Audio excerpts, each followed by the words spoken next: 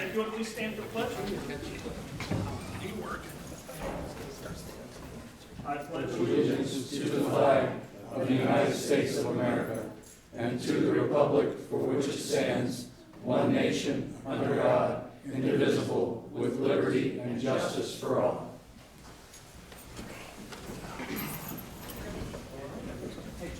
Go ahead and make a motion to approve the clerk's journal and accept the tapes as the official minutes of the April 17th, 2019 Township Trustee meeting.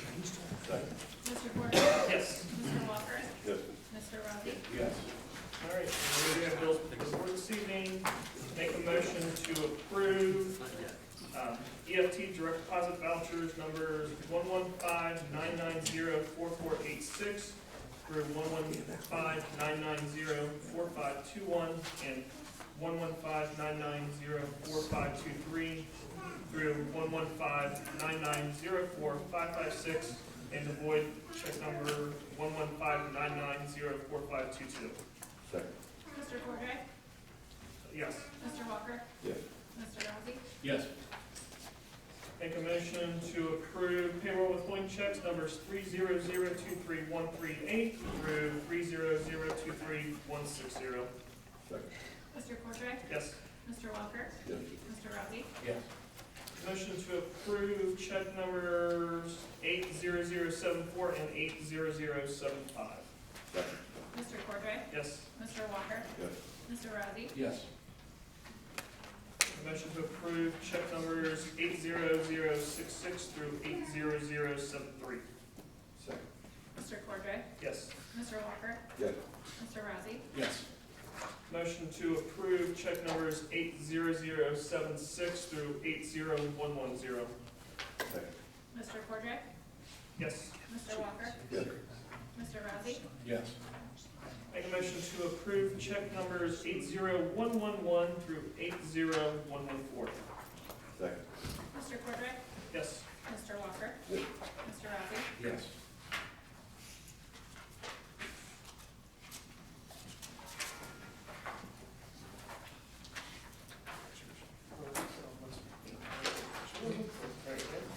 Okay. At this time, I'd like to go ahead and make a motion to go into executive session in reference to ORC 121.22, section G1, to consider the appointment, employment, or compensation of a public employee or official. I'd like to invite myself, Mr. Walker, Mr. Rossi, Mr. Hunter, Mr. Yoder, Mr. Centers, Mr. Hickey, and Ms. Krieger. Second. Mr. Cordray? Yes. Mr. Walker? Yes. Mr. Rossi? Yes.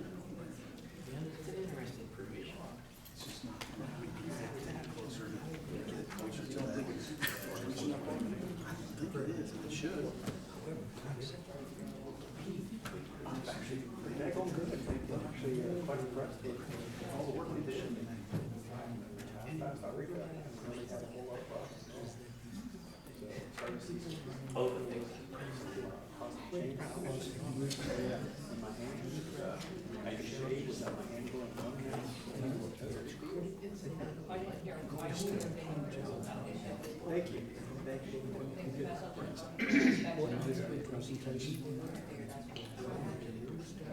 Stuck up 4 years. Until 2 years. This, I read the minute.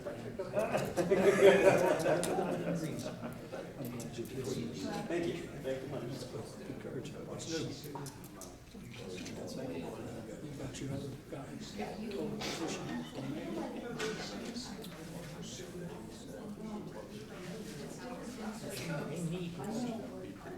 I still need 2 signatures on my petition.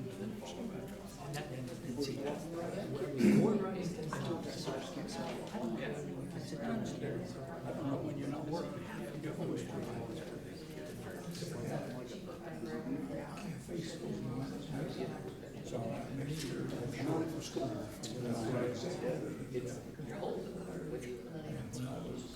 I'm may need to run over to 77 to pick up a few signatures. I just don't want to know that.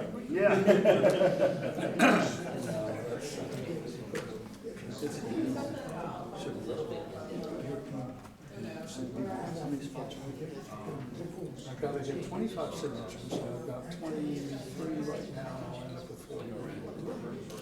How many? There are 3 spots open. Two people are so far full petition. The third here is comes. It's Tony, she's been on the board before. And then there's a fourth guy who's interested. He's a friend of Gene Lake, who's the operations director. And his name is JR. He's a young man. But he does a lot of maintenance work on the buses. And the heavy diesel stuff. He's a qualified diesel mechanic. He's also been essential parts of the bus. Right, and none of it's for that. Yeah, because it's against the cursory packet. Running. And Gene has always had a very good things to say about it. So I've never met the man, but I've heard of him. We'll see. Well, I like Gene. He's a very good guy. Yeah. I had no difficulty getting his signature on my petition. Usually they don't go into executive session. Because that drives him back. They get 27 points and then we're voting on items that are in favor. Everybody raises their hand. Randy Haas, the speaker about every 3 or 4 board. So you know we have this we can advance and we do put a lot of time. We're not just this first time in business. It's work when the late person walks in here, doesn't know that $100,000 check. Well, I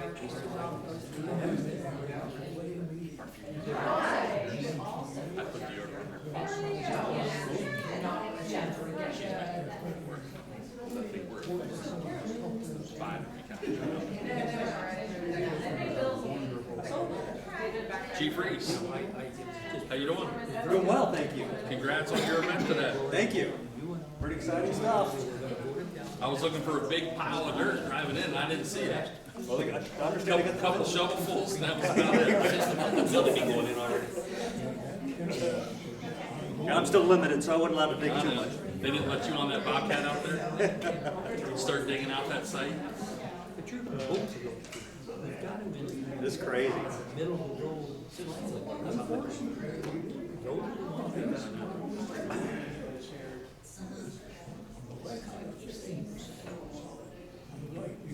It's mentally stimulating. It keeps your mind sharp to a degree. While it may be very elementary, it's my craft. Obviously yours is.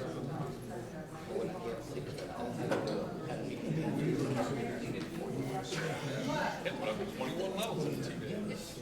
With E-head.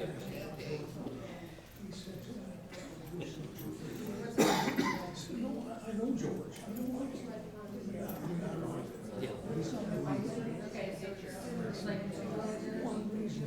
Little stuff. What's the little stuff? Whoever's signs off. How about your screens there between you?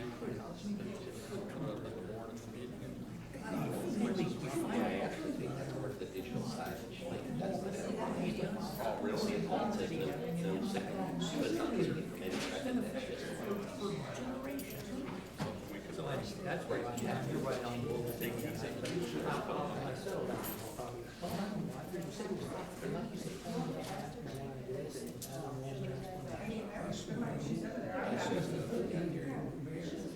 Yeah, yeah. Hey, Chief Reese, can you come over here really quick? Thank you.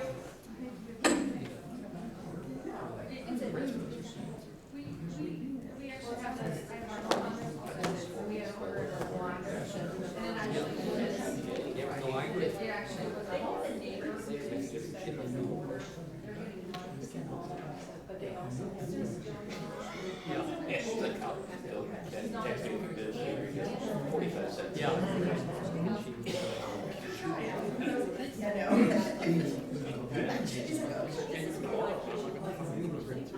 Yeah, I was trying to do it down Main Street. Have an Uber bring it to you.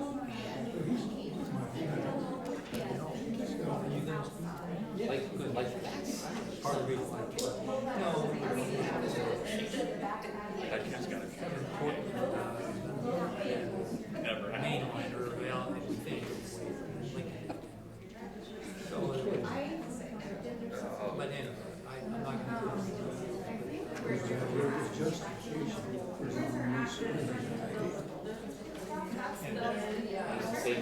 Set our, you know, set our conservative, guy on there. Yeah, For now. and so I went out and bought like Chinese plates. Right. And like, they've got a building on. I brought it back to the house. And the guys said, "Yeah, about 12 plates." So like 33 plates. Big bowls for each. Same kid that he is. I'm not picking on him. You take it. Yeah. He goes up there and just take your plate.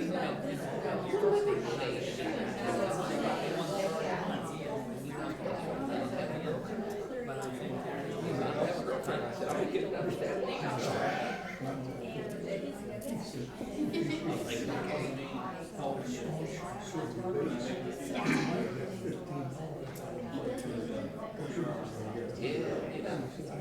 The kid's mother's like, I didn't lunch.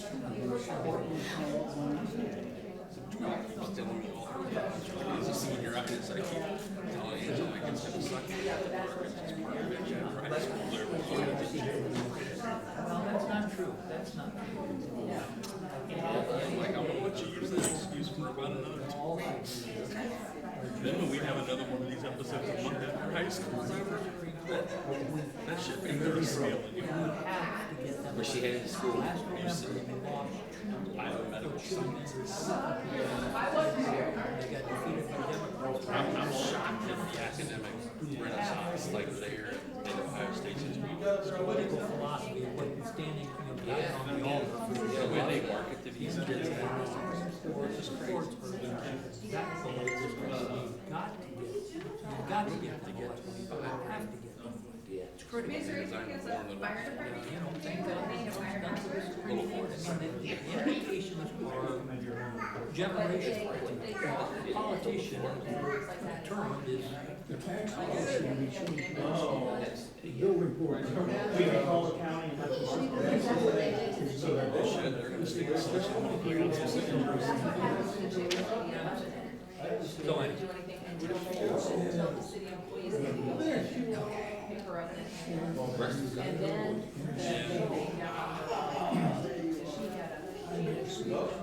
Yeah, you.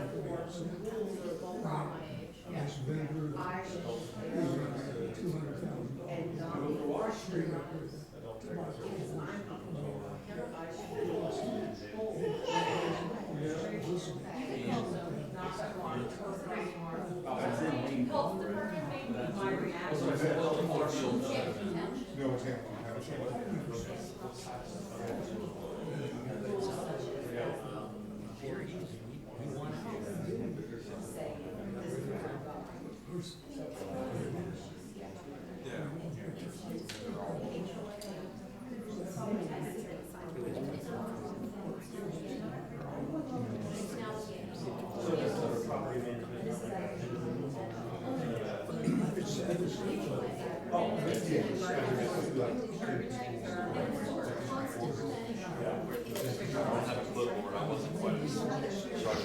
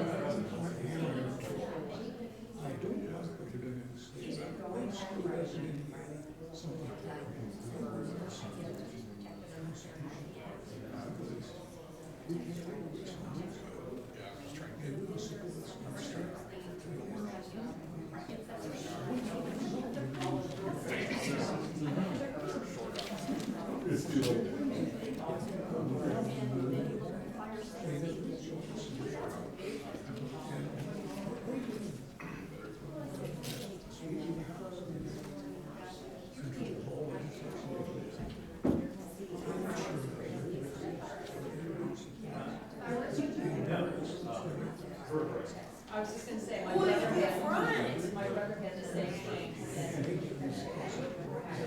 Feeling better?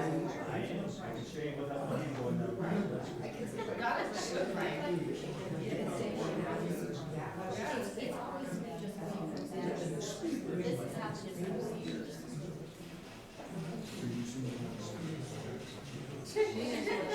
I don't know nothing.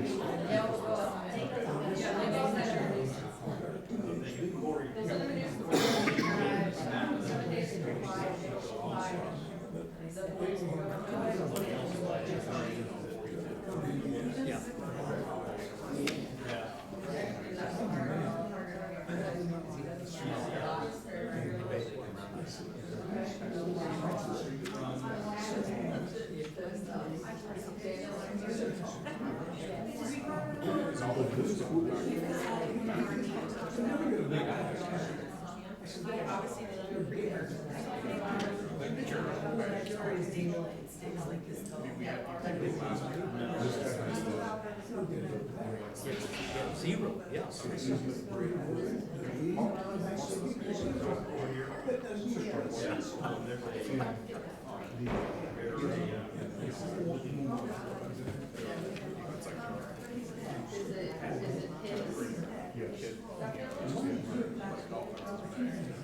For the auditors,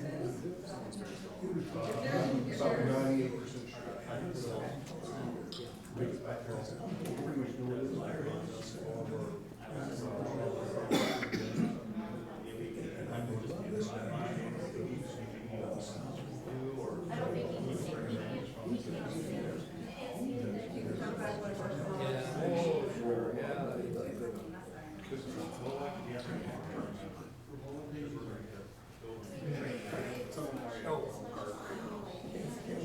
No, I know. And I don't mind for a while. I work for graphic designers. Not me. You. Well, I know that. I'm sure that goes to about those. But they don't bother you. They don't bother you. And say, why did you do it? Okay. We should have told you.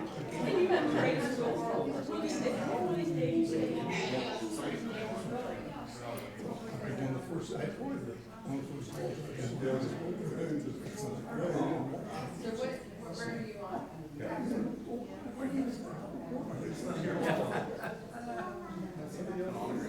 He said, you move him a good song.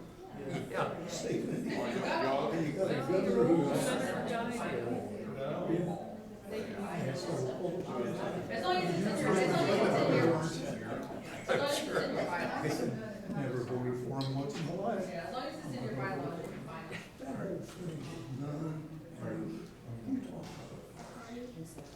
and even Wall Street Journal, for this reducing the nuclear threat. I'm ashamed of people doing that. You can still stand there and talk to him, he can say, I talked to him, but you can stand up there in public comments and say. We just put it on. How over integrated and If you say it, you say it during public comments, it's on public record.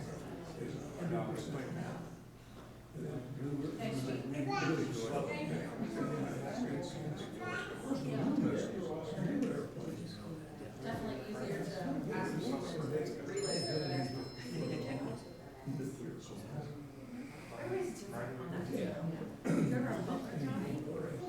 And maybe it's because it's not there. So the thing is, He was the one that supposedly got Unigar. He was the mayor when he did it. if the HOA deems it safe, they just go in and go. Because we had orders, she had stuff. Yeah, I think so. For fire, she's hitting 12 people, including her.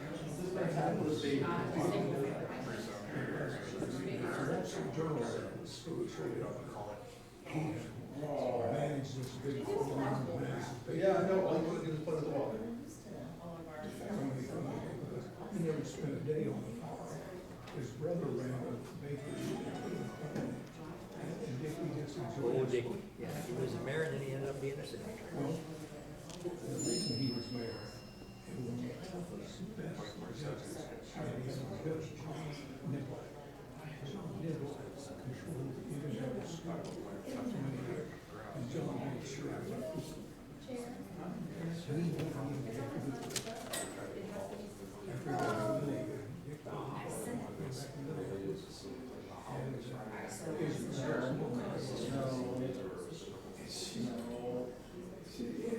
John Nichols.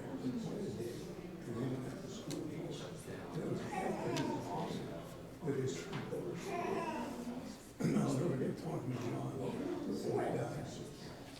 As he looked over his career, he said, the worst mistake I've ever made was appointing Nick Lewis. He said, that's what we have most people, he used that school board as This springboard. Before I forget, I brought up at the board meeting that I was concerned about the welfare election and all those security things in the townships and so on. I said, the school board. Jeff Monroe assured me and the group that we have the money and we are going, we're not forgetting about it, and we are going to support this candidate. So I told the group that you were running the school boards, and I asked the day one party for some money. It's easy, but put his money where his mouth is. If he said he's gonna support something, he said, we're very involved, I'm trying to worry about the Democrats. I said, rest assured, there'll be people running for the school boards that are Democrats. And I said, we can't let it happen. Well, we're on the way, so, I mean, I would go there and say, hey, I'm running, I may have a tough race, I don't know who else can be here, but ask for some money. I also got a message from my wife. Congratulations on running the school. They don't have to rent that in the daycare, do they? Good, yeah. Inexpensive. Good. If I feel like I'm going to have a serious, we're gonna have to get together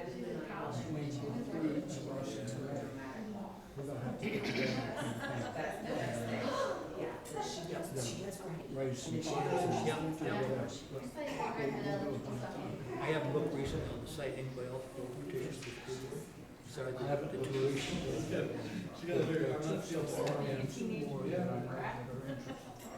One is, Whoa, he walked right in front of you. Tony Nemish, who was on the board, but Yeah. one is Seaver, the Democrat. Yeah. And the other one is a young man by the name of J.R. who repairs engines. Is there anybody running that thinks about the taxpayer the same as you?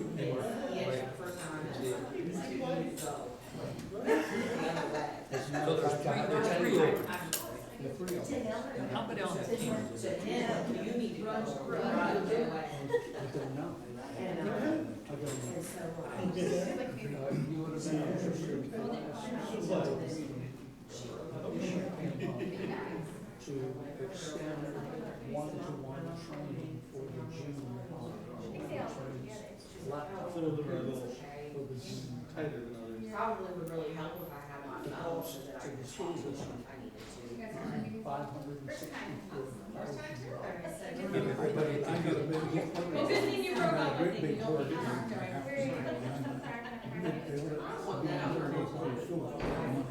Well, it would accomplish the same thing. The board voted 3-1 in favor of spending money. We're the first guy. Well, I'm a parent of two kids with his laptops, and it's a game changer for the way they engage and do their education. And you were people are running out of money in technology. I paid $150 for each kid this year for a tablet device.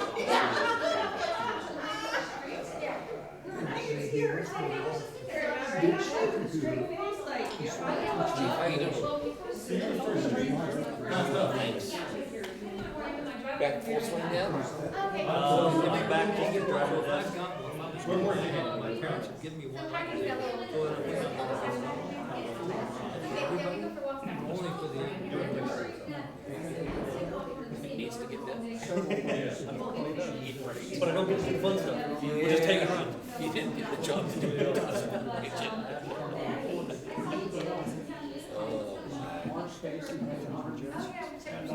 You gotta consider, we gotta buy Things ramping up in high school. The history books, the history class, the first President Bush. Got my son finishing freshman year at ASU. So I just looked back from there last night. So he moved out of his dorm and into an apartment. He's gonna hopefully stay out there this summer. He's actually flying on Friday. We're going to Philadelphia for my nephew's wedding, so he'll meet us there. And then after the wedding, he's gonna be back here with us. Spend a week with us. So that'll be fun. Yeah. Now, is it cheaper to live off campus? Oh, yeah. Oh, okay. Yeah, he's in a really swanky place. I mean, he moved to a place where if he hadn't got the math on the table, I wouldn't have an idea. I mean, it's like an executive apartment, like a building. Yeah. And rent's like $2,100 a month. They're gonna split it by 4. Oh, okay. So, it's gonna save me around $2,700 a year. It's a lot of money. If he'll have it year round, and I annualized his dorm thing, it saved me my son, he only had the dorm for 8 months. So, you know, but annualized, it still saved me that much money. Missing 10 trainers. I mean, they'll have to do utilities, so that'll come out of that a little bit, but I still think we'll probably end up saving. Money you just put right back into education. Exactly, so. I tell him every year,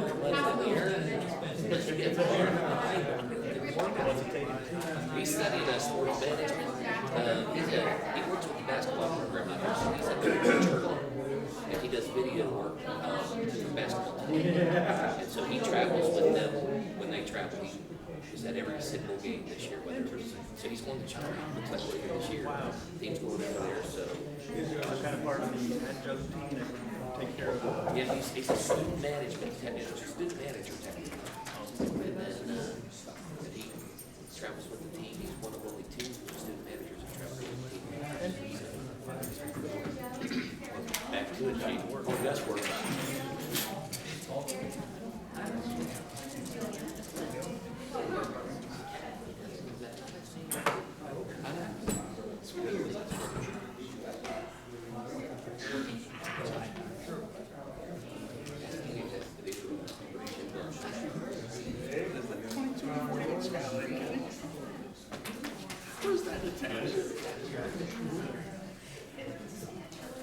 I would snatch a fire air, back here right over my knees.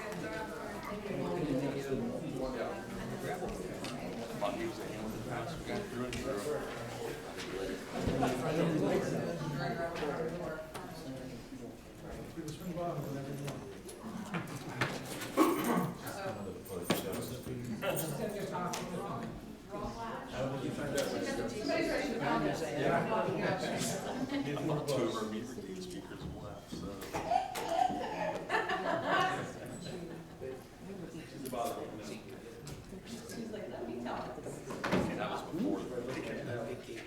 All right, I'd like to go ahead and make a motion to come out of executive session at 7 o'clock p.m. Mr. Cordray? Yes. Mr. Walker? Yes. Mr. Rozzi? Yes. All right, and I believe at this point we do have a presentation. We do.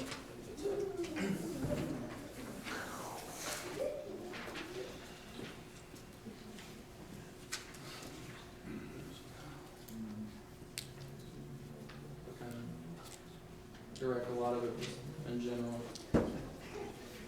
So the past week we've had an opportunity to do some improvements in Mounds Park. They've been on the radar, they've been projected projects, but with having to shut the park down for a week, we were able to kind of reprioritize public works and get them in there uninterrupted and get some things done. So first thing I wanted to discuss was the progression of the park. The previous board, you guys just want to look, I'm just kind of talking to everybody. The previous board opened the park for the weekends. This board here opened it for the full season. That was very public driven. The public wanted to see Mounds Park open, and this board honored that and opened it. With that action, of course, came a lot of reactions. And so, working with the large lake, we have been working with the Ohio EPA and the Army Corps for the pollution issues. Kenny's given quite a few presentations on that, so I won't drown that out with facts. CTC Fields, we've been working with Brian and Conley, there's a lease agreement with the fields, overpopulation of species. The entrance itself really wasn't a park entrance. Signage wasn't great to get in there with a small green sign. Advertising the driveway, the firing range, safety that up since we're opening the park. Getting a walking trail has been a conversation, sunflower field, and ultimately getting a public event. So we'll kind of touch on each one of those things. The first is CTC Fields. So the first change we did, we've been working with Brian Conley for well over a year now on his lease agreement. We've moved, the initial entrance was this roadway up here. We moved it down to the side entrance off Stubbs Mill. So we cut that back, and I'll get into that in a couple slides. We removed that old gate, put in a new gate. They machete mowed all down through there and laid new gravel. So with CTC Fields rather, we'll be running a fence. Now this is the new entrance. We'll be running a fence along here and have a gate here for the security of the fields. And he's agreed, since we're kind of making our improvements on our side, he's moving this dumpster here, so the first thing you see isn't a dumpster, he's moving it off. And he has some debris up here with like astroturf and things of that nature from his fields.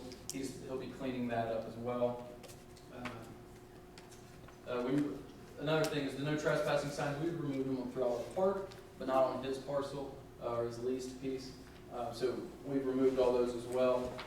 We do have an agreement with him. With this being the new entrance, that's only going to be for the weekdays right now until his baseball season is over. So on the weekends, he'll still use the common entrance that everybody's been using. There's about 8 more weeks that he needs to use that, just because he has teams coming in from out of town that it'd be kind of difficult to change that mindset. However, the local teams on the weekdays, that will be the entrance. And then once his season's over, the entrance that you see at the bottom will be the permanent entrance. Population management.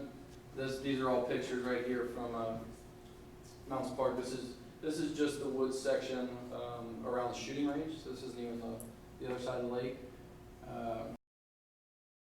We started noticing some of all this last year, and then once we opened it this year, we opened it April 1st, and by April 18th we already had 6 complaints. So we decided to, we'd been talking with ODNR anyway about the issue, and then once we got the complaints, we went ahead and moved forward with getting the nuisance animal control company in their trap. So the Facebook post, I got to touch on that since it got a lot of feedback. I made the post. It was kind of a cheeky post going into the Easter weekend to try to just promote that the reason behind shutting the park down was we have an issue, we're going to take care of it, and it's going to take 1 week to do so. I received a lot of negative feedback, and I've had 4 or 5 residents email me in general about trapping. along with 2 or 3 phone calls now. Most of them all discussed the post and how they didn't appreciate it or it offended them, which was never the intent. It would never be the intent of me or any staff member to make an offensive post. We don't need to belabor the point, but we would never do that intentionally. We kind of put I put the catchy little thing up top to try to generate people to actually see it in the parks and closing. We did close down for 1 week, and we haven't got the final report from the nuisance control company, but they have told us that they removed all the traps. They had success in their removal. The state Fish and Wildlife Agencies, they regulate all the harvesting and removing of any type of animals, to include beavers. So everything was followed by state law, of course. And in my conversations with the emails and the few phone calls I got, a lot of people discussed relocation. Why don't you relocate and want to take them to the Humane Society, somewhere else, a zoo, anything like that? On its face, it's illegal to do that under Ohio state law. Even to transport a nuisance animal is illegal, is what we found out. So that's why they only have that option. On top of that is the tree loss, as you see in these pictures here. So there's abundance of tree loss all over Mounts Park. These are pictures of just the ones that have fallen over around the gun range. But even the ones that don't fall over, the beavers will gnaw like 4 feet high around the base of some of our big trees. And that doesn't allow the nutrients to get from the roots to the leaves, thus leaving a dead tree. So even though it's not falling over, we still have a park with dead trees. So that's why we did it. I know it was unpleasant to a lot of people. It was not our first option, but at this point, having opened the park just last year permanently, was kind of our only option at this point. Moving forward, habitat management, kind of working to find better options, living, so to speak, living with the beavers is the goal. So some of the options that we'll be implementing, an exclusion down here. You actually use mesh wire wrapping around the base of some of the bigger trees or trees that beavers are attracted to based on what they like to prioritize in the way they go about it. So we'll be wrapping some of the trees. There's certain gauge mesh and things you have to use through ODNR. We'll be doing that. The next is called a beaver deceiver right here, and it actually essentially is just a really awkwardly shaped cage that you put at the drainage point, such that it's so abnormal beavers won't dam around it. The risk with that is the beavers just go right down the stream or the flume and dam there. So it's still an option. We're going to try it, knowing that it might not work, but we're going to still try it. The other is the pipe intake and exports there. So you actually run a pipe directly through the beaver dam. So they still have their dam, their home, but you're still getting your water flow through. So again, same problem as they can go further down the pipe and dam it there. But again, it's an option. And through some other research, if you use right angles throughout your pipe, it slows the water flow down. The species are very intelligent, so if they hear flowing water, they'll continue to dam until they no longer hear it. So by doing those right angles in the pipe, it'll slow it down and hopefully prevent it. And then ultimately, population control or population management. Again, it will be our last resort. At this time, it was kind of our only option. They had progressed to that. But we will exhaust all options before moving to population management in the future, so we don't just keep doing this every year, every few years. That's not the intent, that's not the goal. We want to preserve the kind of that rustic, that natural beauty of Mounts Park. However, part of that is balancing, not trying to say balancing nature, but essentially it is. We do it with anything. If it was honeysuckle, we would eradicate the honeysuckle if it was overtaking everything. I know Madeira and all the other places, Indian Hill, they had an infestation of deer. And everybody loves deer, but when they're overpopulated, they're overpopulated, and they had to have professional hunters come into their park and use population management techniques. So I don't want to stay up here and say it'll never happen again, but I will confidently say that it will be our last resort. The other problems we ran into or have been facing is kind of the aesthetics. So the entrance alone, we already discussed that. Signage, we now have a new entrance sign right here. It's a temporary sign. We are working with Cincinnati United on a permanent sign for all the parks. But Dan Wilson, last meeting, brought up a good point. He said, I've heard that same answer for a year. And he's right. So Kenny and I talked the next morning and said, we have been saying the same thing for a year. What's going on? We reached out to them. They had just recently been approved by their board to get a $1,500 entrance sign that they'll pay for. And so we will mimic that sign for other parks. But still, it was a good point. There's no entry sign. And why are we still just spinning our wheels waiting on the same answer? So we got a temporary entrance sign, a couple $100, but it's nice so you know where it's going in. They poured all the gravel here, and then they put in new rotomill down through here, which is blacktop chippings. So this will be the new entrance. It'll go down through here, and it's a steady pavement there, so you know exactly where to go to. We've installed a gate here so that they know that's not where you're supposed to go. You'll be following around. And then we had a sign right here that said Mounds Park Fishing with an arrow, and we moved that down here. So when you get to the bottom of the hill, there will be an arrow pointing to the fishing lake. They filled in all the potholes along the entire thing and put rotomill along the whole thing. Moved the old trash can. If you've been down there, kind of junky trash can, got rid of that. There's a rusty gate there. We removed that and put a new gate down on the bend going towards the firing range, so you'll actually have that layer of security. And then once you get to the firing range, we're installing a chain link fence along the entire front. The rest is surrounded by woods as one more layer of security. The police department is actively working to remove this firing range completely, getting it to a different location. However, it's a process, and until we get to that point, we're taking safety measures now. So you'll have at least 2, if not 3, gates before you get to the fire. And then the sunflower field, this was, will be going in right here. We're waiting on core samples, and it's just been too wet to get them. However, staying on schedule, we will have the first tilling done by the end of the month, is the goal.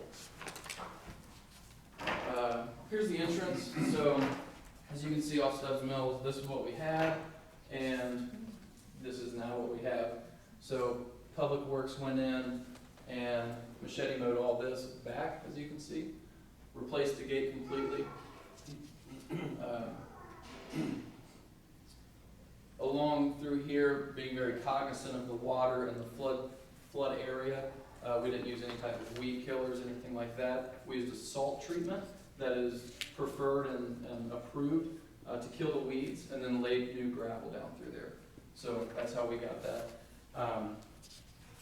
And really, I'd like to just take an opportunity, because God love our police and fire and EMS. They get credit for everything because they do a great job, but Public Works, this is a testament to their work. They never do anything half-heartedly, and this is the quality you get anytime Public Works guys hit a job, and it just looks beautiful. We appreciate it. And there's your entrance sign. Again, it's a temporary sign. However, we think it's nice and definitely visible. It is angled for the northbound traffic, but you're not going to miss it if you're coming southbound as well. The walking trail, that's been a topic for a while now. We are at a point where Nature Works, their grant's due June 1st, so Lindsay and I have been working on that for the past couple of months, and now we're at the point where we're actually bringing it to the board tonight. And we've gotten with a local contractor who's come out and given us a bid or an estimate on actually cutting the entire trail and delivering and dropping the chippings. So we would use the existing road up here to kind of cut costs back a little bit, and then it'll cut right down into by the lake. So the goal would be to have kind of a lake on your side throughout the whole trail until you get up and through here, and then have just full wood coverage to kind of change it up a little bit. And then once you get back in here, get back lakeside into the open field and connecting back for a full loop walking trail. That Nature Works grant's a 75-25 grant. We'll be submitting it given, pending approval of the board, we'll be submitting it in the next couple of weeks. And the total cost is $9,000 estimated, or 25% share if we receive the grant would be $2,550. And finally, the driving factor, Mr. Rossi actually has been pushing more than anybody on getting a public event held in Mounds Park. I think early January brought it to me after the tree lighting was such a success, knowing people in this community love events. He wants one in Mounds Park, so having the park shut down this last week gave Public Works an opportunity to kind of move forward a little quicker than we had thought on some other pieces without being interrupted. And we're happy to announce that June 2nd, from 2 to 5, will be a picnic in the park. So you'll bring your own food, your own blanket, all that, but we're going to do it together as a community. We'll provide some music, some yard games, face painting, bounce houses, and of course fishing at no cost to the taxpayers. But we're pretty excited for that, and thanks for pushing us a little bit.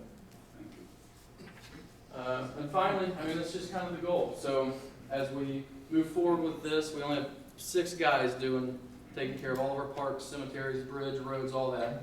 And the board has a difficult job of trying to kind of balance a park that we want open and welcoming and inviting, yet at the same time we don't want flooded with playground equipment and things like that. We want that rustic, beautiful park. So that's kind of balance we're looking forward to try to strike.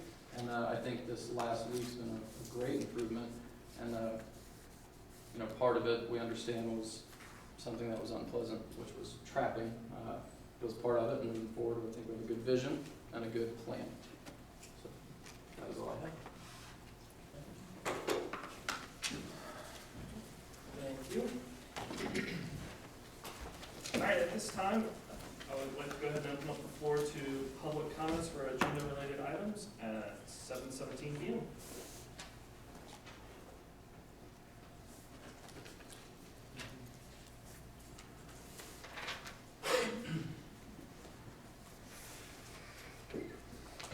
I'm Becky Yalen, 5465 Moore Road. I have a couple questions about the Mounds Park.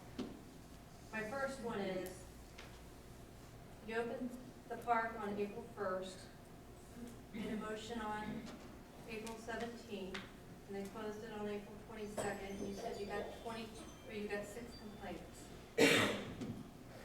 But yet Facebook was lit up, because I followed it too, with multiple complaints about the posting of what you posted, and you said there was just a few of those. Can I ask where the complaints come from?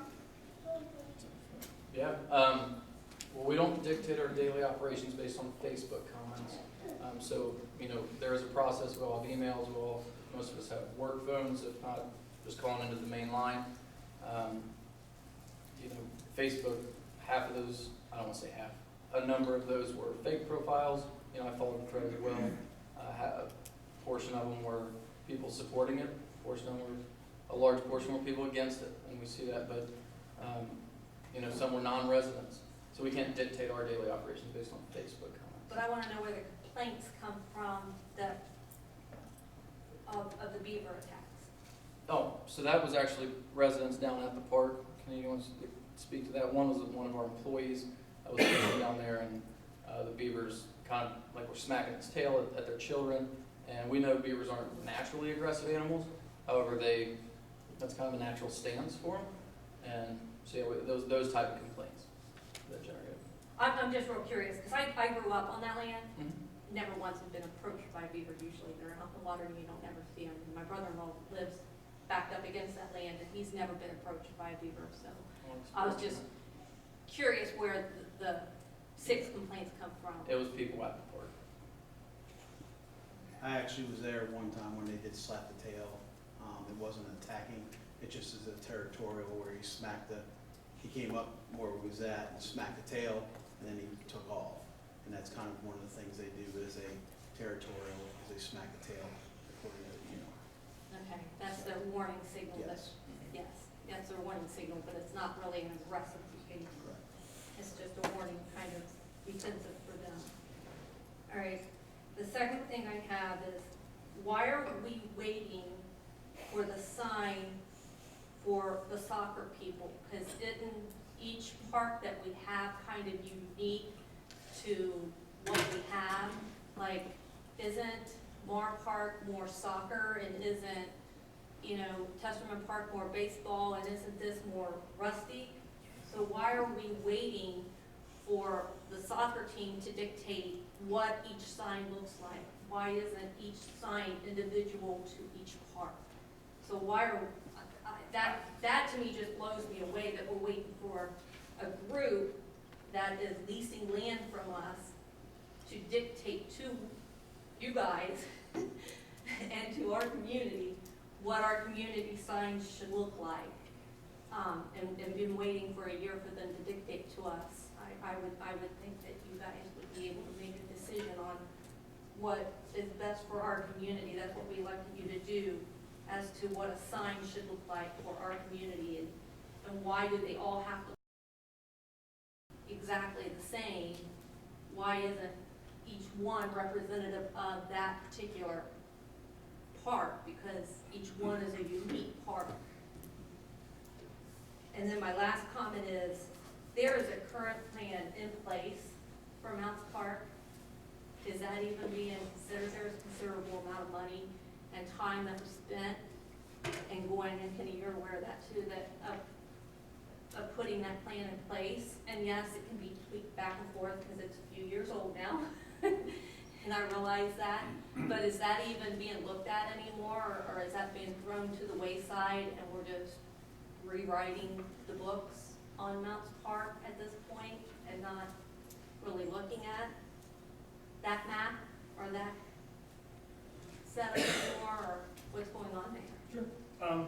Appreciate the questions, and with your second question, the first one that you addressed with regards to the signage, like you, I do think a year is too long, and once we found that out, I did actually the next morning talk to Mr. Centers and said, hey, you know, if that's the plan, because I think the overall vision that we had was kind of, we've discussed, is rebranding, we're going through a rebranding process with the township, doing some updating with the emblems and everything. And one of our, I think, pushes was we were going to do some uniformity with regards to signage. But given the fact that we've kind of been in this process with Mar Park, with Cincinnati United so long, I said, hey, we need to put waiting on them. Basically, if they're not going to do it within an accepted time frame, if we're not going to do this here soon, then we're just going to pass them by, and then we'll go ahead and take over the design, and we'll put the signage up that we're going to put up, and we'll make that decision. I think the big thing for us is with anything with advertising, everything with promoting the township, we want to see some uniformity with the signage. And I think that was the reason why the delay, but I agree the delay was entirely too long, and I've told Mr. Sanders to reach out and say either get this moving along, or we're going to take the process back and we're going to do it ourselves. I agree with the branding and everything being in uniform as to the branding of this is Hamilton Township. I've always been a proponent of saying we are Hamilton Township, not seeing Oakmore, Ocean, all this different. We're Hamilton Township, and identifying ourselves as Hamilton Township. And I agree with doing that, but letting somebody else dictate to us what it will look like. I mean, we can have different signs for each park and it be individual to that park, and not have to be waiting on one particular entity to dictate what Mounts Park sign is going to look like, and what Testament Park sign is going to look like, what Mar Park sign is going to look like. See what I'm saying? No, yeah, I agree. That's fair. And like I said, I think that's where we're at now, where we're just saying, hey, we want to keep that uniformity, but if we're going to go with, if they're not going to get this done wrapped up here soon, then we'll take over as the township. We'll take over the design of the signs. I think we were just trying to take advantage of letting Mar Park kind of incur the cost of and having input on the design, and then taking that as a template for the rest of the signage. But I agree, after a year of going through this, we need to move forward. So the soccer team is making up the rebranding for the township? No, it's specifically to the design, correct me if I'm wrong, specifically to the physical design itself, not Sign, and they're working with Ken, so it's not gonna be, they just like hand us the drawings or the new sign. They'll go back and forth once they get it. Well, we're getting to a point. I'm really confused why we was waiting on them to begin with, that just blows me away. Okay. But to answer your last question, so yes, actually, we still have the poster boards, I believe, basically the large poster boards. It was still in his office. Yeah, we still have it. And I think that's kind of the philosophy of this board, is we want to kind of see something similar to that. I think we all kind of have ideas and maybe where we want to see it tweaked, but I think that is the general philosophy, is we'd like to see some opportunities for camping. I think is one of the things over kind of maybe on the side where the shooting range is now. I think that was kind of one of the design pieces and things like that. So I think philosophically, I think we're in a pretty good agreement of what we want to see. It's just obviously a matter of, what the exact details are going to be, and obviously the funding and everything that takes place on a project like that. I mean, I think Make it's sure going you guys put an advisory committee together to help kind of guide on some of that stuff too. So. I think it's going to evolve over time, and it may continue to evolve long after they're gone. Yes, yeah, it's not gonna be done in Because it's 4 always years. going to be there. So I think over time, and address some of the issues, but what I'm very happy to see is that there's been attention placed on it, and something's actually happening, whatever it might be. I think a lot of people. I think it's going to draw a lot of people to it. I think changing the entrance alone, I've read the post too. Where's Mountain Park? How do we get in here? I drove by there today, and I'm sorry, I was driving the other way and I didn't see the sign. They got put up I about come 4 home o'clock. from Well, to be London fair, today, didn't see it, I missed it. We'll continue to take input from people. If the sign needs to be twisted, I mean, Yeah. and that will get done. So I think we're listening. We're listening. yeah, I think as more people get down there, and with the community picnic and stuff, we'll get more feedback, more diverse feedback, and I think we'll create a vision for the park that's going to be, my guess will be pretty similar to what's back there, was originally kind of designed. I don't know how long that plan is, maybe 7, 8 years ago. Oh, that plan is, Oh, Fred was in office. oh, okay. So I think that vision's still going to be there. It just may not be the exact same layout. I think When it originally started getting drawn out, Fred was in office, but I wasn't, it's probably been 10, 15 Yeah, years ago. I think as we're doing our new Yeah. comp plan, we're getting input also on what the potentials are. The core of the park is, I think we're moving in the direction. I think the core can be. The one thing a lot of this hinges on is we're still waiting on EPA and ODNR to rule on that landfill down there. So before we go dump, in my opinion, we dump a bunch of money in there, we're gonna have to solve that problem first. And Every time the it rains. cheapest I look at it is $100,000, any way you look at it. I don't care if it's donated or what. We're gonna be spending some money down there cleaning that mess up. It keeps So- encroaching more and more and more, Yeah, and the but- biggest thing is, and I was talking to a guy about it the other day, they were 4 years working with the EPA trying to get something. So here we are, 2.5 years into it, and well, I know Kevin and I have talked to you guys, a But- couple of you guys about, getting with Jurgensen and getting that ditch line cleaned out. I mean, you see that ditch line, it's filled up. I know when I sat there, I would work with Jurgensen To every, me, that's gotta come from the county, that's still middle of the county road. it is, but when I sat there, I would call Jurgensen, I'd say, man, you gotta get that cleaned out, it's backing up, it's backing up, it's backing up. And they would come out and they'd clean it up, so, and it has to come from those seats. But I hate to go down there and do a whole bunch of Need improvements more and authority. then something happens, something floods, everything's wiped out, and we spend a bunch of money for nothing. I'm not saying I'm against doing any improvements down there, but we gotta get this landfill problem, the biggest problem we got facing us right now. Yeah, and every time it rains, it Every time it rains, backwashes. you got a wall of trash going out in the lake. And backwashes back in, and they've got to get that water flow the right way so that they can get it back in right. Can I touch on one thing on that? One of the things with that, when it rains, all that garbage goes out. So one of the other improvements that, it wasn't aesthetics, but, we put down a, I won't say a gate, but, yeah, like a Or mesh so. to catch all that. So that's been installed and dropped into the lake. That's So- finally been dropped down in there, 'cause Yeah, that was we did something this. that was suggested by Kevin many The thing moons was, ago. the thing was, I was fighting with EPA on it. And they wouldn't let finally me do approved it, that we could and do that? Now we got a new EPA director there, he's letting me do it, so. Okay. If we could have done the construction fence, but the thing is, the construction fence, by the time that water's coming through there, it's gonna bust it up, and that was the thing. So we got to do the metal 2x4s. Okay, so it's finally got something like that in there to try to contain that a little bit more. Okay. That's been a lot of the stuff, it's been more behind the scenes, as you well know, how much paperwork and all that stuff goes behind the scenes, but we are happy to finally see things at Mounts Park, but this kind of stuff, I mean, we've been wanting to do that for a while, and EP wouldn't let us, now they are. Thank you all for your time. Thank you.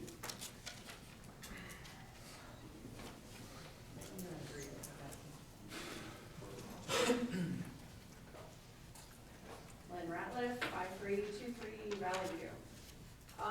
I will agree with Becky on part of hers about the signage at the parks. We, Hamilton Township, is rebranding, not Cincinnati United.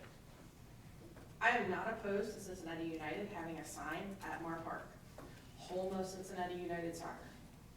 But they should not dictate how we brand our signs. We should come up with our own branding. I personally think the signs should be similar in nature at all of our places, and we need to get it done. I mean, and there's nothing saying that we can't have Mar Park, Hamilton Township, and another sign right beside it saying Cincinnati United, you know, home of Cincinnati United. You know, I don't like that they're dictating to us how the rest of our signs are gonna look. We should brand a sign, put it there, that's the Hamilton Township sign. If they wanna put one and spend $1,500 there to do it, fine. You know, we've got the Barnhill signs at Testerman.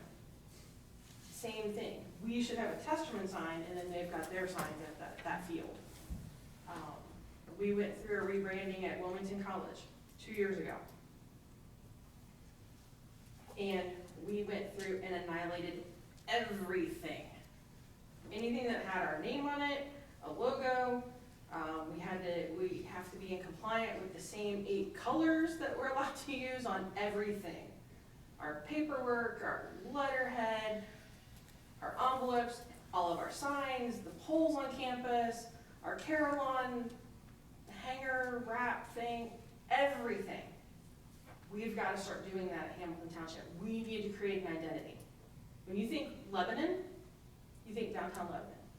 Golden Lamb, you know, the horse-drawn carriage at Christmas. When you think Loveland, you think downtown Loveland. Walking retail, apartments there, nice restaurants. Hamilton Township has to get that identity.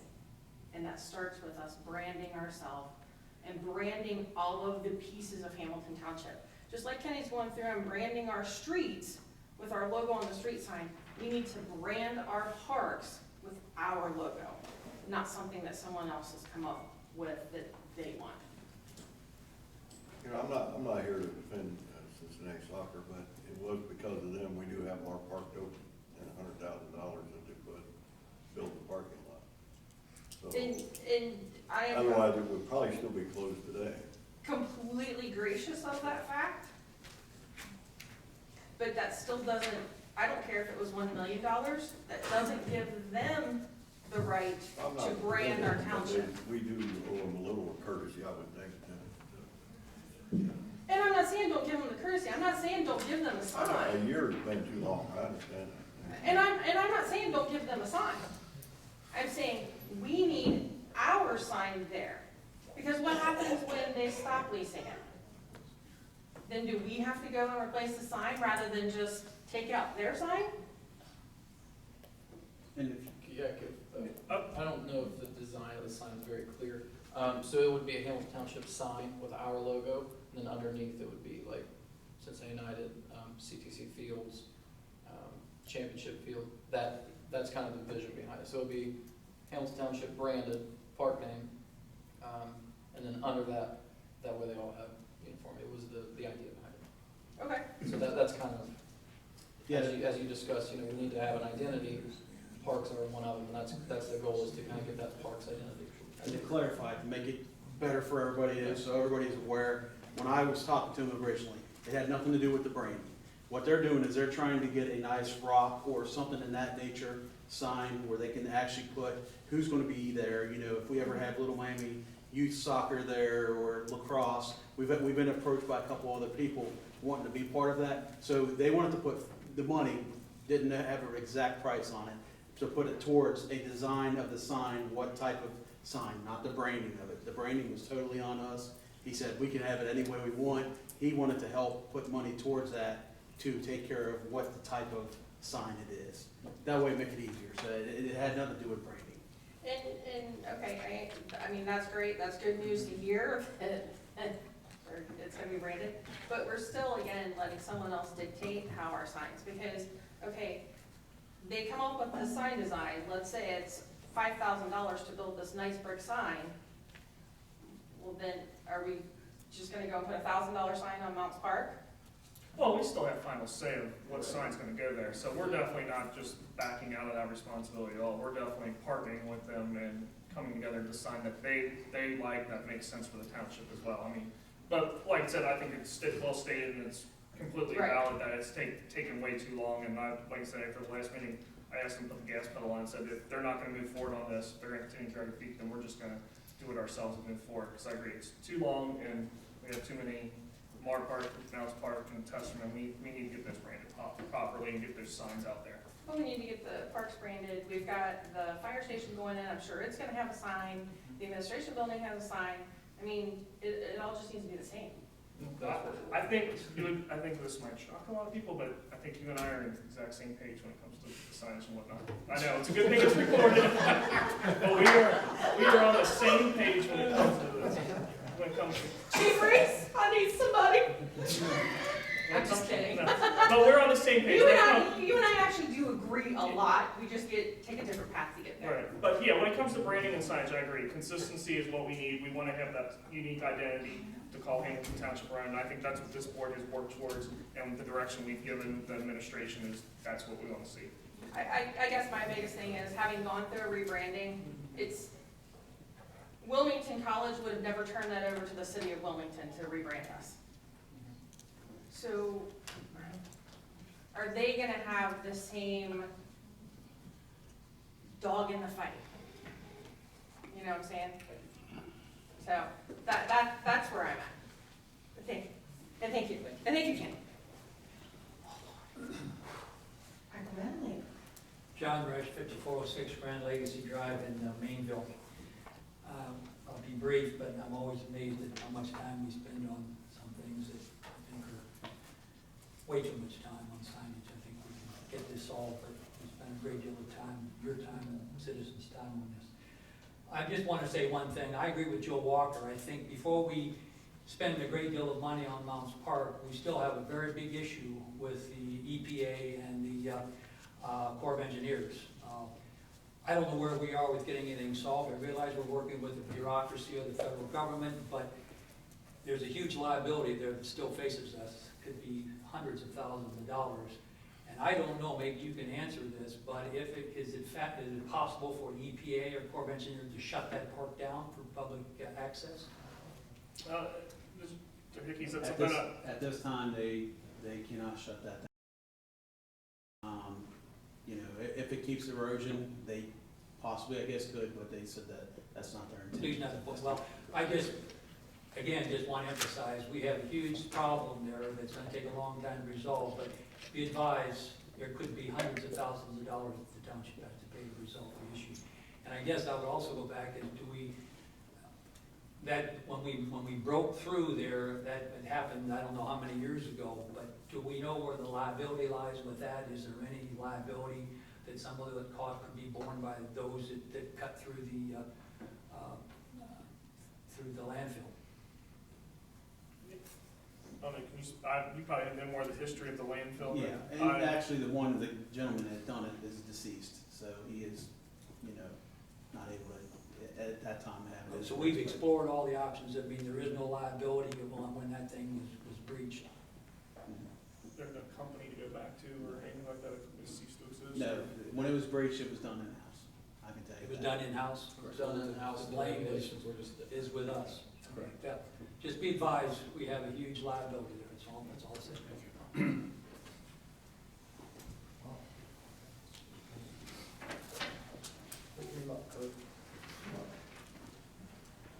Kevin Ailing, 5465 Zorro Road. I agree, the erosion and the stuff in the lake is the biggest problem. I mean, the beavers, I could care less. The problem is with this lake is the water coming into there, and I've talked to you, Joe, and I've been talking with Kurt, you know, we gotta get the water under control going into that lake. You got gravel pit, Joe, you don't have no water running into your gravel pits. You keep the water excluded from that, so the water level doesn't go up and down. You know, you control your water, and we're not doing nothing to keep that water from going into there, and this has been going on how many years now? And I think it's up to you guys to make sure you get it stopped. You say it's a county road, but if I dam something up on my property and it backs up onto a county road, and I'm gonna face consequences for it. And I think I don't think we need to be hateful neighbors or whatever to Mar Gravel, Jim Jurgensen, you know, who owns all that. But I think somebody could be a representative of this and ask to work with them. I don't believe that entrance is necessary for them no more. That's causing the problem of the water backing up. I'm sure the county is happy that the water is flowing into our lake because Stub Mill is open within hours of rainfall anymore. All that water is being dumped into our lake.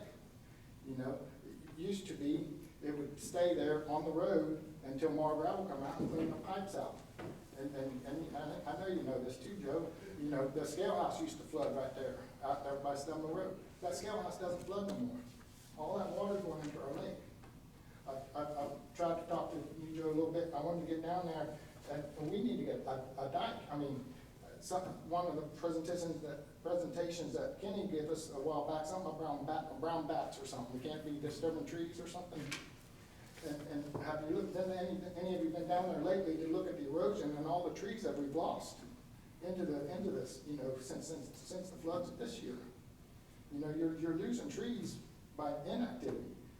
You know, yes, we might lose some trees down there, but that is plenty wide enough now. We can back a truck up in through there and not touch any trees anymore.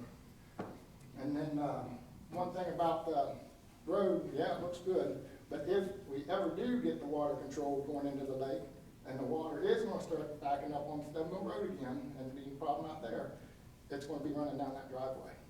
And we know there's garbage down that driveway to the left. It's not very deep. And once that water rises high enough, it's going to start flowing down through there, and then you got problems again. So I wish, when you did that, I know I talked to you about it, I wish we would have put in a mound on that roadway, because sometime in remediation of our problem, that dike has to be put back in there. It has to be. You can't keep letting that water go back into that lake. It causes, that's your root of your problems. You know, it's caused the garbage problem. It's the beavers we're trying to keep the water in the lake. Once it gets in there, you know, that's your problem. Stop the water from coming in.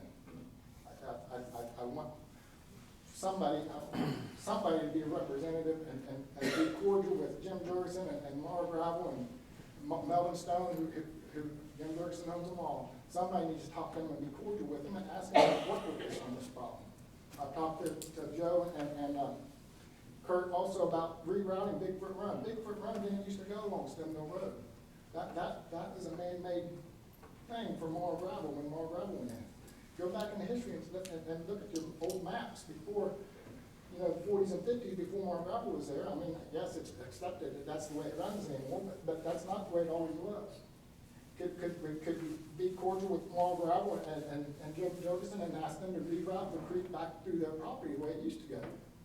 Is that really a long shot? I don't think it is. If you look at the topography maps, it's not. It could be done. It could be just look like what we got now for Mountain Park draining our lake. It'd look like the same thing. We could just go through their silt pond. You know what I'm talking about, Joe? You know, it goes through the silt pond, go around behind their asphalt plant, come back out underneath the bike trail like it does now.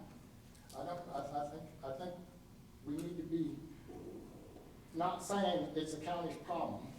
It's their ditch. It's our problem. Their water is coming on our property. I think if anybody else had water backing up onto somebody else's property, you have a course. You can take recourse. You can take action on it. And I think we should be doing that here. Thank you. Oh, one more thing. Sorry, I forgot about the trail that you presented. Yes, sir. You got somebody you saying all ready to do that? I mean, we've been talking about volunteers for stuff, you know.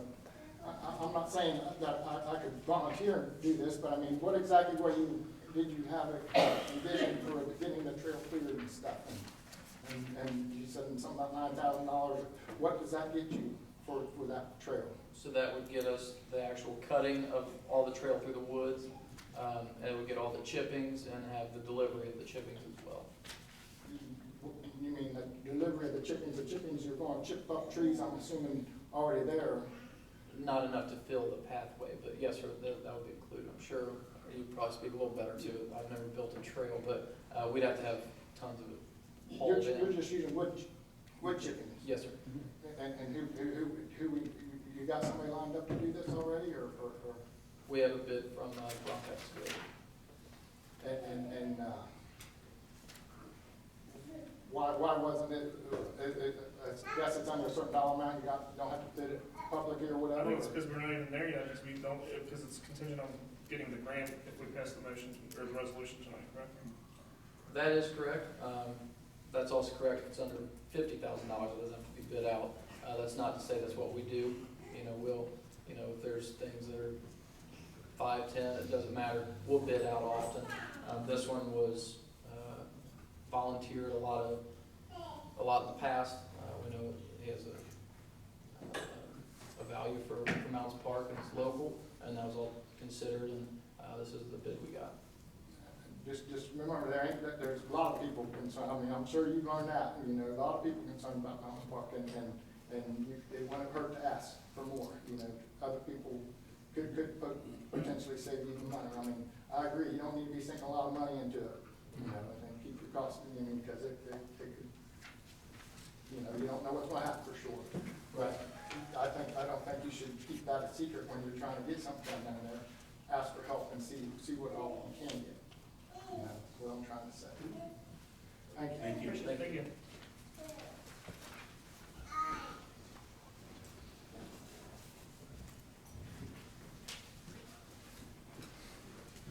Mark Sousa, 1470 Shawnee Run.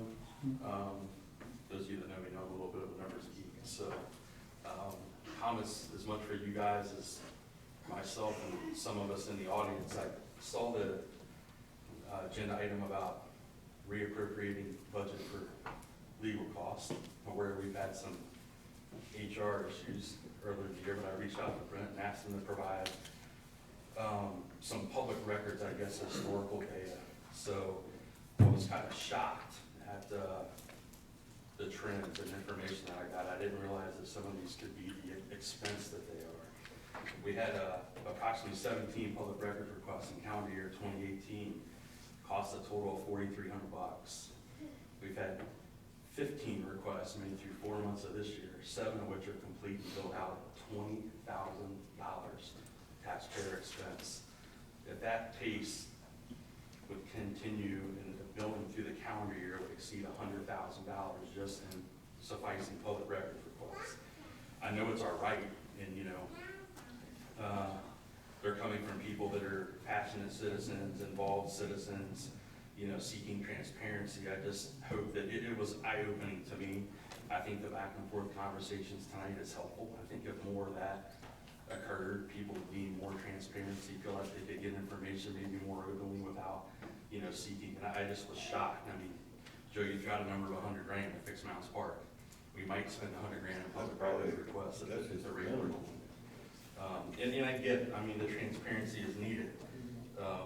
Some of it's pointed, some of it directs getting information from all parties at all. I just want people to consider if they're making those requests, be truly transparent, seek other options and avenues before making them. I was just astounded at that number. So, as a concerned citizen, I guess I hope that that's something that doesn't sustain throughout the year, because it is alarming. Appreciate this information, and again, I think proactive. I've been a person that you talk about a vision and a plan for the park.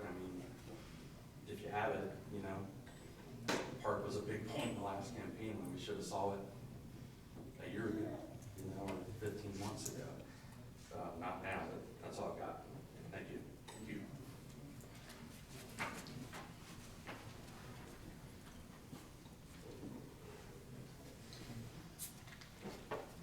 All right, ahead and close the floor to public comments at 7:49 PM. And Ms. Krieger, any responsibility? Good evening, gentlemen. At this time, I would like to request a motion to approve the new Director of Economic Development and Zoning job description that you viewed, and also request that you allow us to post this position effective May 2nd, 2019 through May 17th, 2019, with a possible extension to May 31st. We will not exceed a 30-day window with this posting. So moved. Second. Mr. Cordray? Yes. Mr. Walker? Yes. Mr. Razzie? Yes. Thank you. All right, we'll go ahead and move on to current township business.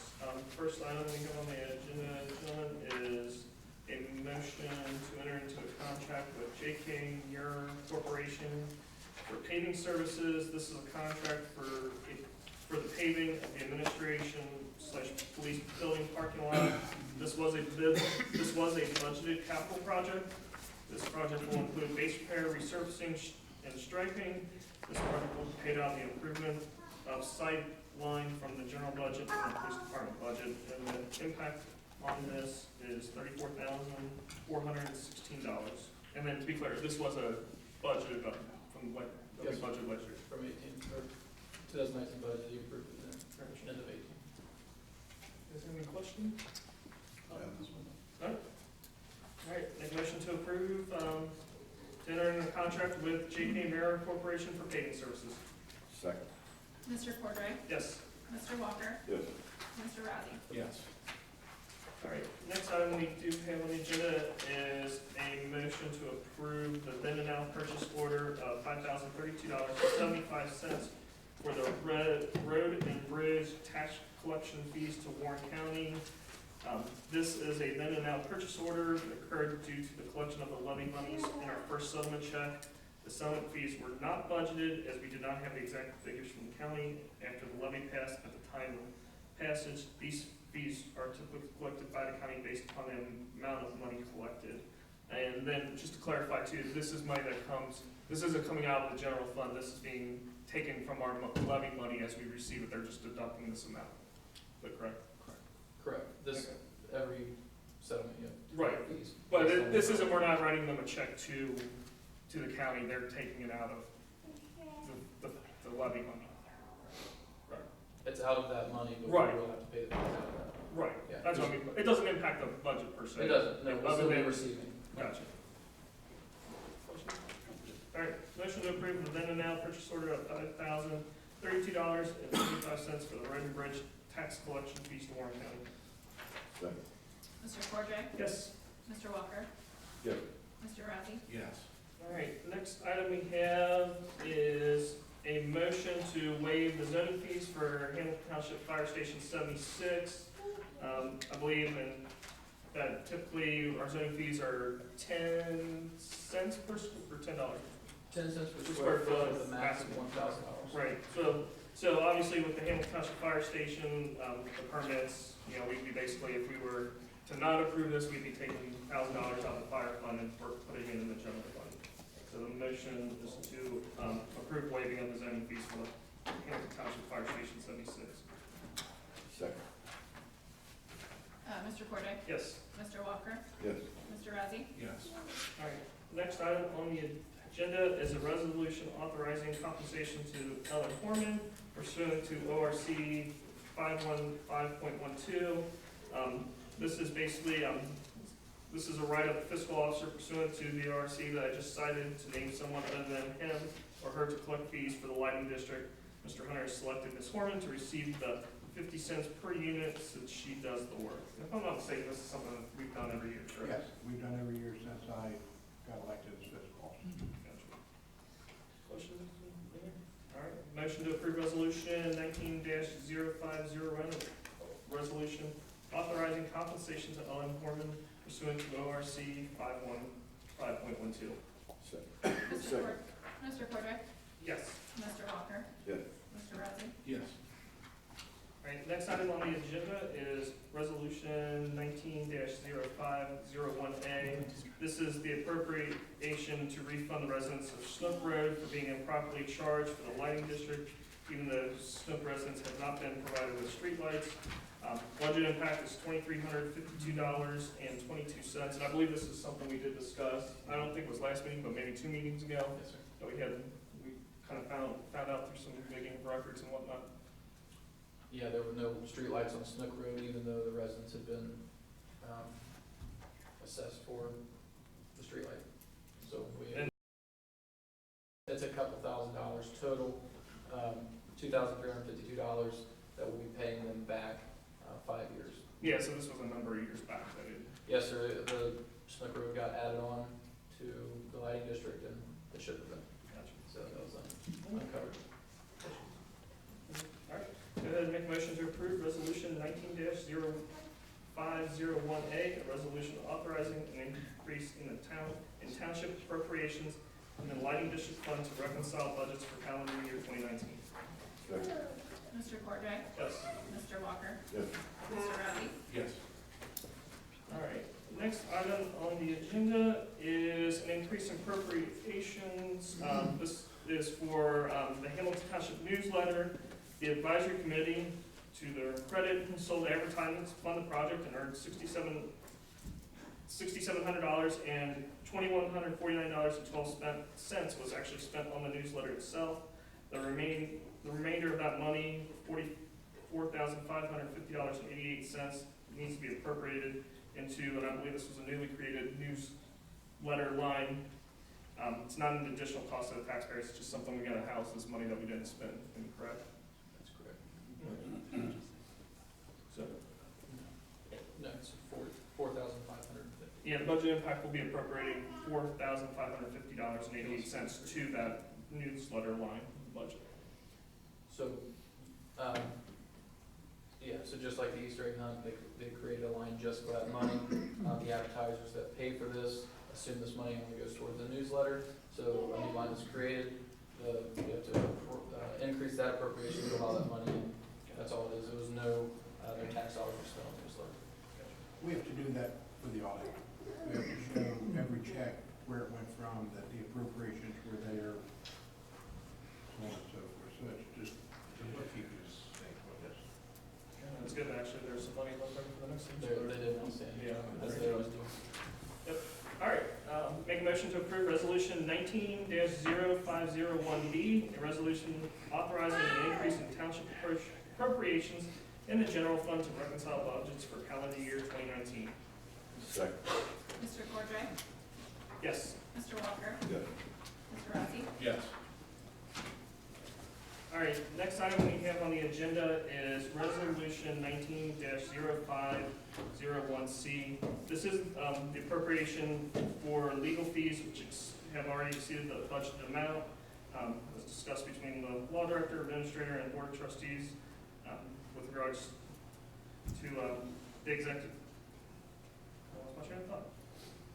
Discussion between the law director, administrator, and board of trustees occurred, in executive session prior to. As part of our last executive session. And just before we vote on this, because the budget impact is $110, I would like to ask Mr. Yoder to kind of go through that in more depth of where we're at, what we've experienced over the last several months. Well, you heard it, it's $110, so. 110, yeah, that's a 40 and stuff. Sure, no, and this might be an opportunity to talk a little bit about, to Mr. Seuss's point as well, and a little bit of a public records minute, if you will. There's a lot of the township expenses. Obviously there was a personnel issue involved with that, but to Mr. Seuss's point, you're right. Public records cost a lot of money in comparison to last year versus this year and how it's done differently. Frankly, to say delicately, the way in which it was previously done is not necessarily industry standard. For instance, there were issues where records were produced in mass that included confidential, privileged information that frankly just was put out in mass because no lawyers were reviewing it. That's not the way that it should be done. That's not the way that we've done it. A lot of people don't recognize or understand when you submit public records requests what all goes into that. For instance, and this is to no one's fault in the least, it's admittedly so, rightfully so, the law that public records are available to all residents as they should be. But a lot of times, you know, and I spoke with Mr. Wilson, I've spoken with Mr. Weiss. Did I get it right? Is it Weiss? I got it. You know, you'll submit a request, understandably so, that might say, please give me all records from January through March, or even just January, that whole month between these people. If we honor it just that way, that's resulted in different times of, I think I've reviewed in excess of 15,000 pages worth of documents. Same thing, there's anonymous email requests we get as well. So you add that up in our review for all those, and weeding out what's responsive, what's not, what's attorney-client privilege, what's not. May involve text messages, might not. All sorts of attachments, different things. It's much more, frankly, complex to do it the right way, which is what we started doing, just because, frankly, we didn't want to come out of the gate and just start saying, no, denied, too vague, this, that. So we just basically were honoring them. So some of those first requests ran about $5,000 a pop by doing that. So I working in conjunction with the trustees and staff as well, kind of thought, we're gonna have to change our tack, and that's frankly, I'm transparent with everyone, that's what I've told Ms. Weiss. She unfortunately seems to be the first recipient post change of policy in that. But as we've gone well above and beyond what the laws required before, and have literally produced everything. The law actually says, you know, we don't have to go sifting through all of the documents to find it, you know, anything that might be responsive. We don't have to produce en masse an entire month's worth of communications between two people. The law is there to basically say, if there's a document, you say, okay, I want this communication between this person pertaining to that subject matter, and if we can go to a file and find it, it's our job, we have to find it. But we don't have to, you know, engage in kind of a fishing activity to go find or summarize records. So it's no disrespect to anyone. We'll comply with every single public records that's out there. And frankly, to Ms. Weiss' legitimate point as well, equally. I don't care if you're God Almighty. We're gonna produce the records we're lawfully required to do. But you'll see it much more. I'll work with residents as well, and I've told Ms. Weiss, I'll talk to others as well. Ms. Ratcliffe with no T as well. No C. Ratcliffe. I'll talk to you why I think that later. See? But I'll respond to everyone, and I'll work with them to start saying, okay, what is it that you're really wanting? How can we go about doing this differently? And then just getting them those records. We'll also revise our public records retention policy to help streamline that process as well, with the goal of basically bringing down those fees. I'll be the first one to be as blunt as possible with you all, the public as well, is should you keep going down this road, and should we keep honoring them liberally, you'll go bankrupt. That's what will happen, because you'll be paying someone that you shouldn't to be highly involved in areas where you shouldn't. So that's why I'm changing with your blessing, and if the public can help out as well, that would be great, the way in which we're gonna go about doing this moving forward. But that's, I mean, you've got your personnel issue, and then you've got exorbitant amount of public records that, moving forward, hopefully will come down substantially. So I hope I answer everyone's questions.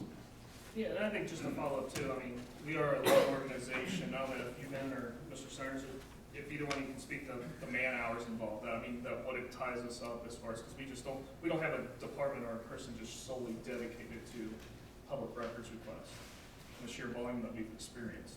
Yeah, I mean, from the legal side, that's not his staff, but our billing rate is, no matter how high, how low the attorney involved, is $265 an hour. So if you take, say, for instance, that $5,000 a pop, and I'm saying that figure very loosely, obviously that's not an exact number for any of them. Divide that by 265, and that's gonna come out to the number of attorney hours that were involved, which obviously doesn't speak to Brent's point, as to the non-legal costs involved with it. Yeah, we don't bill for any hours, to answer your question. No, we spend a lot of time, and to say we don't have somebody kind of dedicated is true. However, we do have a records custodian, public records custodian, Mr. Kelly. However, most of this quarter's records request has involved both Kelly and myself. So we can work a little bit interchangeably by me reviewing something or her. When they involve both of us, we've had over 10,000 of our text messages and emails and everything, you guys included.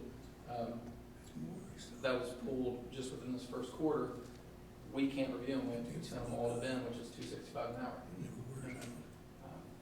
I mean, it's just, Right, and I didn't mean to yeah. and I didn't mean to say we didn't have a dedicated, because my point is, many of you, all of you sitting here, wear many different hats within the township, whatever your title is, and I guess that's my point is, that we just don't, that's not our, ideally, that's not our sole focus, we're not solely focused on that, you know, we're trying to run the township, move forward, whatnot, we have things like Mount Park, police, whatever, Kelly, when she's doing her HR payroll, so so just that title, the manpower and the hours that are involved, those aren't a cost that we see with, specifically with his charges, but that is a cost to the township of those man hours being dedicated to that. And there's a loss of productivity. I mean, I've had one employee in particular, department head in particular, not respond to my email, and the next morning came and talked to him about it. I was like, why didn't you respond? Straight up said, I said it's he, so it's one of these three guys. Straight up, he's like, well, the way they're pulling records requests, I just don't want to send any emails. That loses so much productivity. A lot of IT or emails, IT service goes in, does a word generation, pulls it. But the records are requested, Dan Wilson, everybody's one is text messages. So that requires a lot more work, there's a screenshot. Kenny has to download apps and extract messages from people. I mean, there's been 3 of those and just had another one last Friday, same thing. And when it requires text, it's a lot of personal time. We're allowed to do it at work because it's a records quit, but for me, it never happens. It's always at home, 8, 9 at night, we're on the phone, screenshot and text and stuff, because we just have so much going on, we don't have time to do it over. So the productivity loss is not calculated, but we're definitely losing money on all that. So. But I think you'll see if you'll allow it. We're gonna work with your staff to do some revised public records retention policies and some public records trainings for your staff, how to conduct business, do you send text or not, how to organize your files, so that if someone says, I want to know everything that has to do with the Mounts Park beaver issue, then there's going to be a file and you can go, here's that file. So you don't, instead of us going through everyone's texts and email records with or without key phrases, boom, it'll be on a project basis, so then I can say, here you go, here's everything to do with the beavers. We can get you that, and, well, I don't want to make promises, the law says reasonable amount of time, but much, much quicker with way less expenses once you start getting your staff to understand everything's a public record. And the public's entitled to see it as they should be. Let's figure out a system that works, and we deal with that all the way from the AG's office, all the way down with some of our clients on how best to do that. So I'm confident it's a task, it'll change over time. It'll come down substantially, but it's gonna be holistically rethinking of how to do this area better. Another expense is we all now carry 2 phones because of this quarter. I mean, we can't afford to do what we've been doing, so now if I get one, I just hand my phone to Ben, we're good. But that was, all 4 of us now carry a township phone plans, all that, so that expense incurred. But And have been directed, don't conduct public related communications on your personal device. It's fun, huh? Yeah. So, can I explain why I got to the 110,000? Yeah, I did want to, just where we got to this. So removing the personnel issue of the large public records requests, that alone is about $50,000 in the first quarter. If you carve that out, we've spent about $31,000 on legal services for general township business. That breaks down to about $8,250 per month. So we know in April we have between $25,000 and $30,000 bill coming again. We still have a number of public records requests outstanding that haven't been billed. I don't know the exact number. May, we're assuming between $20,000 and $25,000 based on just some tail end of requests and personnel policy. And then June, we should get down to about $10,000. And post that, if the requests slow down or stop, or things that are out of our control, if those slow down, things within our control, we should have an average bill $8,000 to $9,000. So projecting that out, including the April, May, and June bills that we're assuming, that got me to $109,000 for request $110,000. That's why we got that number. You guys have any questions? Okay. Thank you. Go ahead and make a motion to approve resolution 19-0501C, resolution authorizing an increase in township appropriations in the general fund to reconcile budgets for calendar year 2019. Mr. Cordray? Yes. Mr. Walker? Yes. Mr. Rossi? Yes.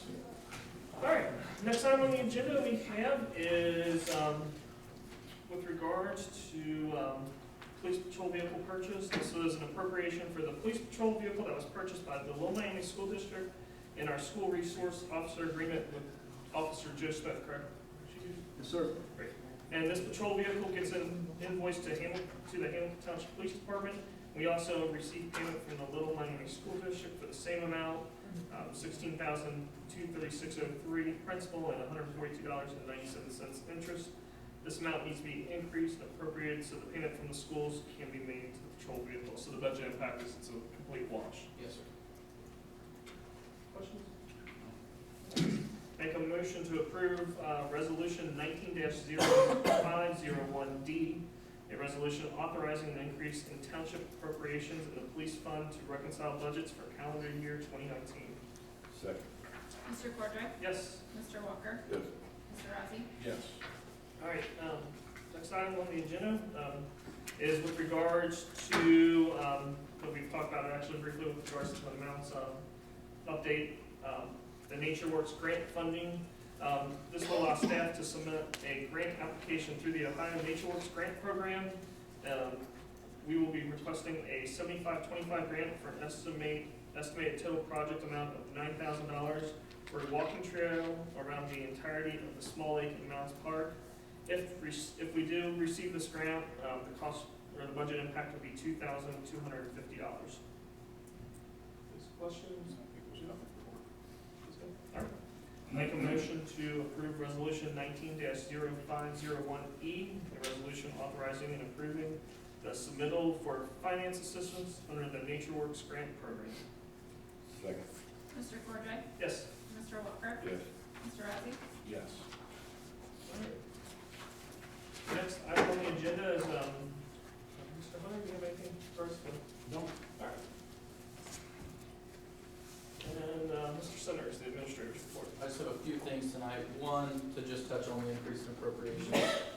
As we all discussed in length at the end of last year, our budget philosophy, we're not bringing things to you unless it's emergency or justified. Pointing out that 2 are complete net washes. The lighting district on Smith Road, we kind of explained that and how we just kind of caught that error from years past. And then the legal fees, which we just explained. This isn't a common practice for us moving forward. I made it very clear, and you guys made it very clear to me, don't bring them unless they're justified. So this isn't going to be moving forward. This is how we do business. These were all pretty justified, or extremely justified. I just wanted to remind that the groundbreaking ceremony for the new fire station went very well this morning. I was well attended. We had some business owners represented from Little Miami Schools, all 4 of you, which we really appreciated, former trustees, a lot of fire, police, public works, Turner Construction. It was just a really nice turnout and everything went really well. The Columbaria plots, we have not put the Columbaria in place yet, and we've already had 3 people that are wanting to buy. So I'll be bringing prices to you at the next meeting, but it's generating a lot of interest. When Kelly's getting calls, she's already getting people wanting it. And some of our public works guys, they work around the cemeteries, people are discussing what's going on over there, and they're interested as well. So we're excited about that, having 3 people already wanting to buy one. The website, we had our last consultation. We'll be having all of our content to them by next Friday. The week after that, they have a team that actually, a bunch of people will be on cell phones, a bunch on tablets, laptops, desktops, and essentially go through every possible feature of the website. And so as they do that, it takes 3 or 4 days. Once they give it the green light, we will go live with the website the day of your next meeting so that we can bring it in here and kind of show the functionality of it and the new features. So it'll be May 23rd, the day of your trustee meeting, our new website will go live. We're really excited about that. And finally, we're just thrilled to have Chief Reese back. Thank you. You were missed. Captain Goodpasture did a very, very good professional job, of course, but we're glad to have you back, Chief. That's all I have.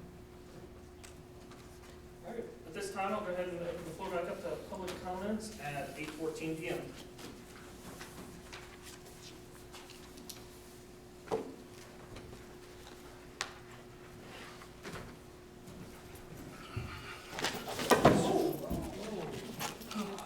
I've been sitting too long. Excuse me.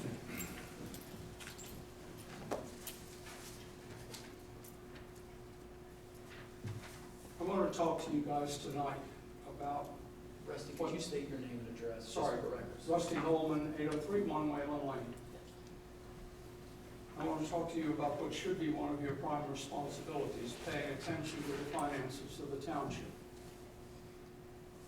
On February 21st, 2018, I spoke to you asking that you commission an analysis of our finances in gross elements of expense, as opposed to fund balances. On that particular evening, if you recall, we were considering an expenditure of $3,290 for Cellbrite. And I challenged you to investigate instead an increase in fund balances of over $900,000 from one year to the next. No action was taken. On August 1, we were shown the amounts proposed that the road levy would provide. I challenged the 1 mil number. And Matt Nolan subsequently agreed with my challenge, and the 1 mil number was raised from $650,000 to almost $700,000. An amount which, in retrospect, would have provided sufficient funding to maintain our roads, even before the new increase in gas tax, which now suggests that you could easily vote to return at least $250,000 to the taxpayers. At the April 3rd meeting, the department heads gave their quarterly reviews. And the metrics included number of runs, number of call-outs, training programs, and other activities of service to the community. No mention was made by anyone of money spent. No questions of finances were raised. I would point out that the practice followed the standard reporting procedure that's been in place for the past several years. I'm simply stating the absence of financial metrics is an oversight, and I recommend that you request that that be added to the periodic reports. At the most recent meeting 2 weeks ago, I received copies of the first quarter financials for 2018 and 2019. The township has spent $600,000 more than last year. Road and Bridge is up $24,000, police is up $76,000, and fire and EMS fund is up $545,000, of which I believe $180,000 of that is a transfer from one fund to the new fire station fund. In response to a financial request that I made, I recently became aware of an email to you which said in part, "We need not spend a lot of time for any one resident." But I would contend that fiscal oversight is one of your prime responsibilities. It's your money as well as mine and at stake, and I would respectfully request and ask you whether or not you are spending our tax dollars the same way you spend your own personal finances.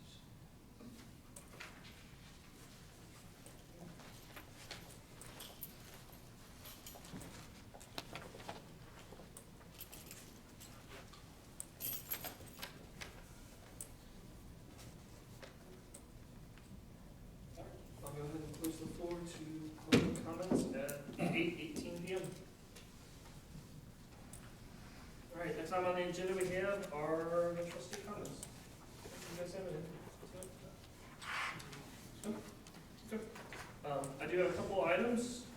First, I want to point out that actually Chief Brian Reese is a member of the Warren County Fire Chiefs Association. And as of last week, you were moved up to my understanding, you were moved up to a leadership role as the treasurer of that organization.